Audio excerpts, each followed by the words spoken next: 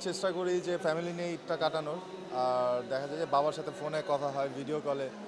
তো আমার ঈদটা স্পেশালি ফ্যামিলির জন্যই থাকে।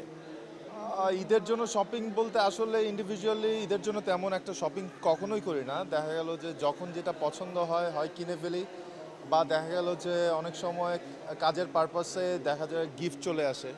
দেখা গেল কোনো ব্র্যান্ডের শ্যুট করলাম, বা দেখা গেল সিনেমায় কোনো ব্র্যান্ডের পোশাক ইউজ করলে তারা হয়তো বা খুশি হয়ে এটা স্পন্সর করে গিফট করে দেয়। এখনও তেমনভাবে শপিং করিনি, যদি মন চায় তাহলে করব। ফ্যাশনটা আমি আসলে ফ্যাশন ট্রেন্ডের বাইরে গিয়ে ড্রেস আপ করতে পছন্দ করি। ফিউচার ট্রেন্ডটা আমি ফলো করি। সো মানে সবসময় দেখতে দেখা যাবে যে আমার কস্টিউমগুলো একটু ডিফারেন্ট হয়। আর আমি ডিজাইনার ক্লথের চেয়ে বেশি নিজে ডিজাইন করে আসলে কস্টিউম পরতে পছন্দ করি। প্রত্যেকটা হিরোদেরই একটা স্বপ্ন থাকে, যারা হিরো হতে চায় বা হিরো হতে আসছে সবারই স্বপ্ন থাকে নিজেকে বড় পর্দায় দেখার।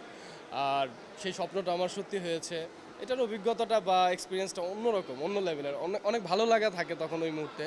আর যখন আমি সিনেমাটা দেখছিলাম, তখন যখন দর্শক আমার পেছনে বসে আমাকে উৎসাহিত করছিল আমার অ্যাক্টিং দেখে, বা আমার কোনো একটা সিন আসছে হাসি দিচ্ছিল, তালি দিচ্ছিল, খুব ভালো লাগছিল তখন।